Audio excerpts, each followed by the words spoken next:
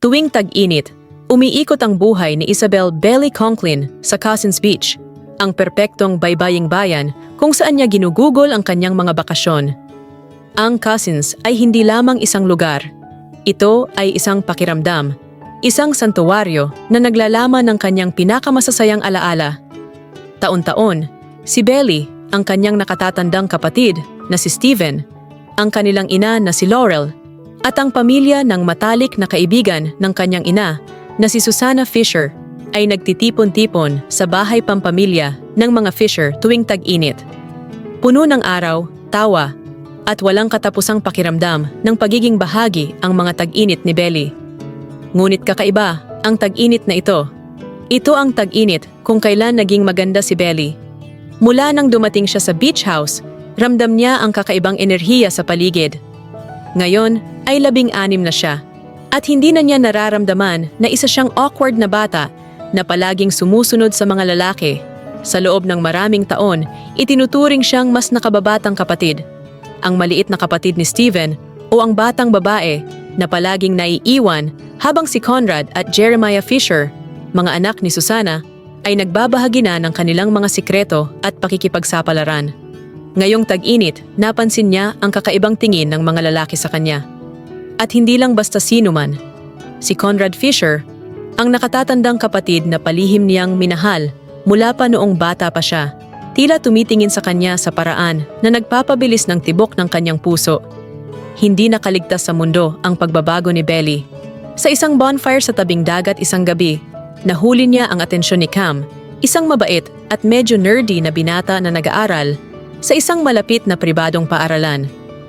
Si Cam ay mahinahon, magiliw at agad na humanga sa kanya na nagbigay kay Belly ng isang bagay na hindi pa niya naranasan. Isang pagkakataon na makita at pahalagahan kung sino siya, hindi lamang bilang nakababatang kapatid ng iba. Si Cam ang naging unang tunay na kasintahan ni Belly at bagamat talagang gusto niya ito, nananatiling parang anino ang kanyang nararamdaman para kay Conrad. Si Conrad, sa kanyang seryosong personalidad at tahimik na karisma, ang sentro ng mundo ni Belly. Ngunit ngayong tag-init, mas malayo siya kaysa dati. Napansin ni Belly ang tensyon sa kanya. Ang paraan kung paano ang kanyang dating kumpiyansa ay napalitan ng kakaibang lungkot. Ang kanyang tawa ay bihira at ang kanyang mga ngiti ay tila pilit. Sa kabila ng kanyang pagsisikap na mapalapit sa kanya, si Conrad ay tila mas lalong lumalayo, nagtatago sa kanyang sariling mundo.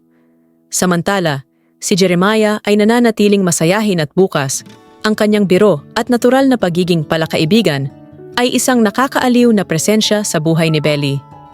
Habang umuusad ang tag-init, si Belly ay natagpuan ang sarili sa gitna ng isang buhawi ng emosyon.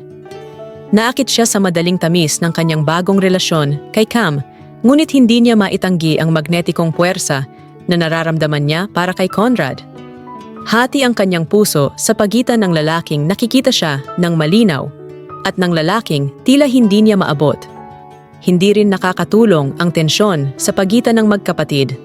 Ang malinaw na pagmamahal ni Jeremiah para kay Belly ay nagdadagdag pa ng komplikasyon sa kanyang magulo ng damdamin. Sa gitna ng mga personal na drama, ang buhay ng mga nakatatanda ay nagbabago rin. Ang pagkakaibigan nina Laurel at Susana, na tila hindi matitinag, ay nagkakaroon ng lamat habang si Laurel ay nahihirapan sa bigat ng sakit ni Susana. Si Susana, na laging puno ng sigla at mapag-alaga, ay lumalaban sa cancer kahit papilit niyang itinatago ang grabeng kalagayan mula sa mga bata. Ang kanyang determinasyon na gawing perpekto ang tag-init na ito ay parehong nakakapukaw at nakakalungkot, at unti-unting naramdaman ni Belly ang lungkot sa likod ng malugod na ngiti at walang katapusang pagkalinga ni Susana. Isang gabing mahalaga, matapos ang isang pagtatalo kay Steven, naglakad-lakad si Belly sa tabing dagat upang linisin ang kanyang isipan. Natagpuan niya si Conrad na mag-isang nakaupo sa tabi ng tubig. Ang kanyang mga balikat ay tila pasa ng bigat ng mundo. Sa unang pagkakataon, binuksan ni Conrad ang kanyang damdamin kay Belly.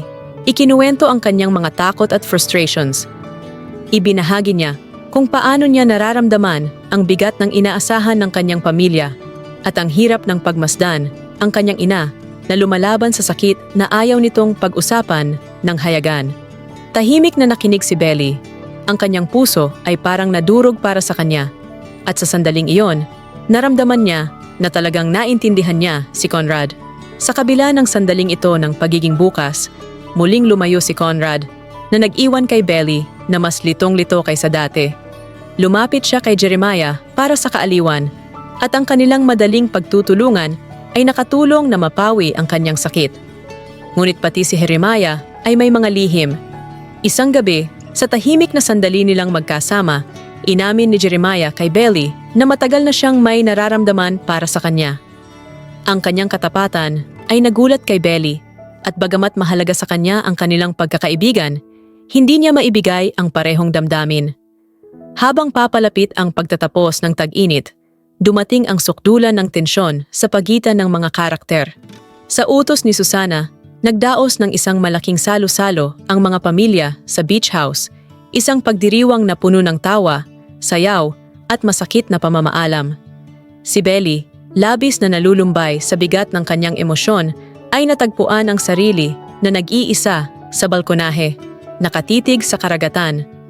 Sumama si Conrad sa kanya at sa unang pagkakataon, nag-usap sila ng hayagan tungkol sa kanilang damdamin.